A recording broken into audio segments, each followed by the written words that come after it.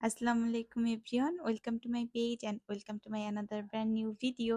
তো রান্না করতে গিয়েই এরকম হচ্ছে তেল ছেটার অভ্যাস বা এই কাহিনীটা আমার সাথে সবসময় হয়ে থাকে। তো যাই হোক, আজকে আমি আপনাদের সাথে একদমই সিম্পল উপায়ে একটা পারফেক্ট সাদা পোলাওয়ের রেসিপি শেয়ার করব। আর হচ্ছে এই পোলাওটা রান্না করলে হচ্ছে অনেক বেশি ঝরঝরাও হয়। আপনাদের অনেকেরই পোলাও রান্না করতে গেলে ২ টা কমপ্লেইন থাকে যে পোলাওটা হচ্ছে ঝরঝরে হয় না আর হচ্ছে পোলাওটা সাদা থাকে না। তো চলেন রান্না শুরু করে দেওয়া যাক। তো সবার ১ম এ এখানে আমি চাল নিয়ে নিয়েছিলাম। একদম কাপ মেপে ৩ কাপ। আ তো আপনারা চাইলে এটা চালের পট দিয়েও মাপতে পারেন। আমি সবসময় কাপ মেপে এরপরেই রান্নাবান্না করি। তো এরপরে আমি খুব সুন্দরভাবে এই চালটাকে ধুয়ে নিয়েছি।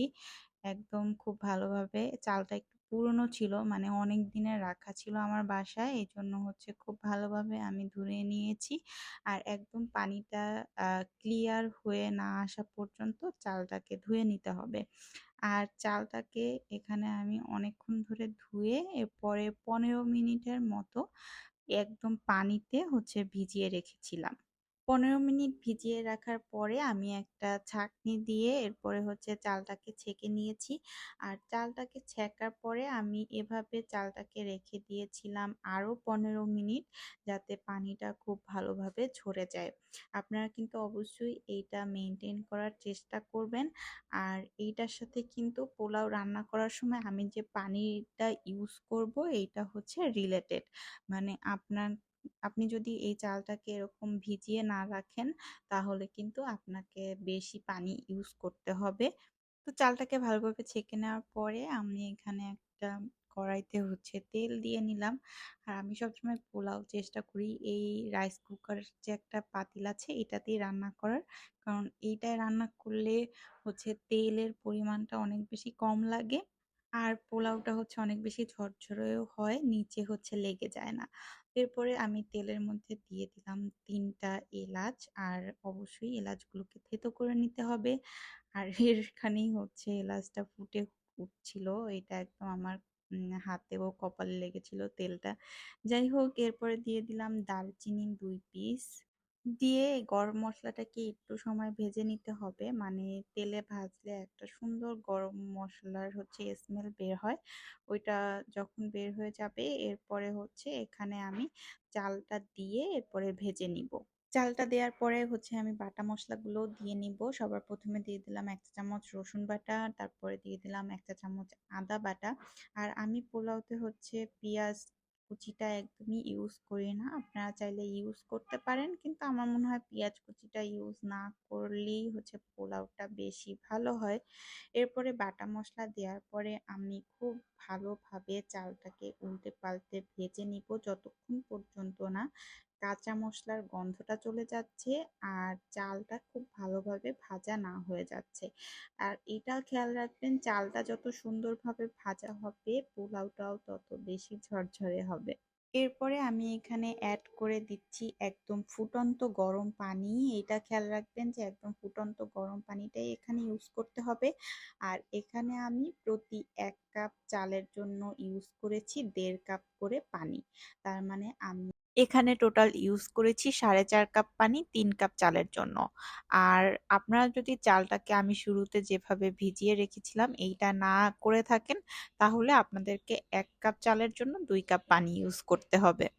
এরপরে আমি অ্যাড করেছি স্বাদ মতো লবণ। আর সবার শেষে আমি এখানে দিয়ে দিয়েছি ২ টেবিল চামচের মতো গুঁড়া দুধ। আমি হচ্ছে সবসময় এখানে গুঁড়া দুধটাই ইউজ করি। আবার আপনারা যদি তরল দুধ ইউজ করেন তাহলে আবার পানির পরিমাণটা একটু কম ইউজ করতে হবে। আর এখানে আমি ৪ টার মতো মরিচ হচ্ছে মাঝখান থেকে ফেড়ে এরপরে এখানে দিয়ে দিয়েছি। এ পর্যায়ে আমি ঢাকা দিয়ে পোলাওটাকে রান্না করে নেব ৭ থেকে ৮ মিনিটের মতো। ৭ থেকে ৮ মিনিট পরে আমি ঢাকনাটা খুলে পোলাওটাকে একটু নেড়েচেড়ে নিচের পোলাওটাকে উপরে আর উপরের যে পোলাওটা এটা নিচে দিয়ে দিব। আর এরপরে আমি আবার এটাকে ঢাকা দিয়ে ৫ মিনিটের মতো রান্না করে নিব। ৫ মিনিট পরে আমি ঢাকনাটা খুলে এখানে অ্যাড করে দিব ১ টেবিল চামচের মতো ঘি। ঘিটা একদম শুরুতে ইউজ না করে এই পর্যায়ে ইউজ করলে আমার মনে হয় ঘিয়ের ফ্লেভারটা অনেক বেশি স্ট্রংলি বোঝা যায় পোলাওতে। আবার অনেকে আছেন যারা একদম ঘিতেই পোলাওটা রান্না করেন, কিন্তু এতে হচ্ছে অনেক পরিমাণে ঘি ইউজ করতে হয়। আর এই পর্যায়ে ইউজ করলে ঘিটার পরিমাণও একদমই কম লাগে, আবার ঘিয়ের ফ্লেভারটাও অনেক স্ট্রং থাকে। তো এরপরে ঘি দেওয়ার পরে আমি ২ মিনিটের মতো এটাকে ঢেকে রেখেছিলাম। আর এরপরে হচ্ছে আমি পোলাওটার সাথে একটু মিক্স করে নিচ্ছি। তো পোলাওটা একদমই হয়ে এসেছে। আর এই পর্যায়ে আমি আর পোলাওটাকে জাল দিব না, একদম চুলাটা ডিম করে আমি জাস্ট পোলাওটাকে কিছুক্ষণ দমে রেখে দিব। আর দমে রাখার আগে এই পর্যায়ে আমি হচ্ছে এখানে আমি যে বেরেস্তা করে রেখেছিলাম আগে, ওই বেরেস্তাটা ইউজ করব। এতে করে হচ্ছে পোলাওটা একদম সাদা থাকবে। বেরেস্তার যে কালারটা, এটার জন্য পোলাওয়ের কালারটা ডিসকালার হয়ে যাবে না। এখানে তো দেখতেই পাচ্ছেন আমি পোলাওটা সার্ভ করে দিয়েছি। আর দেখেই বোঝা যাচ্ছে যে পোলাওটা কতটা ঝরঝরা হয়েছে। আর পেঁয়াজ বেরেস্তার কারণে কিন্তু একদমই পোলাওটার কালার ডিসকালার হয়ে যায়নি, একদম সাদা আছে। আর আমি ছিলাম বা সার্ভ করেছিলাম হচ্ছে রোস্টের সাথে। কোরবানি ঈদে যেহেতু আর বেশি দিন বাকি নেই, তো আপনারা এই পোলাওটা ট্রাই করতে পারেন ঝাল ঝাল গরুর মাংস বা খাসির মাংসের সাথে। তো আজকের ভিডিও এই পর্যন্তই। আপনারা কিন্তু অবশ্যই জানাবেন আমার ভিডিওটা আপনাদের কাছে কেমন লেগেছে। আর ভিডিওটা ভালো লাগলে অবশ্যই শেয়ার করে দিবেন আপনাদের ফ্রেন্ডস অ্যান্ড ফ্যামিলির সাথে, আর আমার পেজটাতে ফলো দিয়ে দিবেন। আর আপনারা যদি এই ভিডিওটা ইউটিউবে দেখে থাকেন তাহলে অবশ্যই আমার চ্যানেলটা সাবস্ক্রাইব করে দিবেন। সবাইকে অগ্রিম ঈদ মোবারক। সবাই অনেক ভালো থাকবেন। ধন্যবাদ।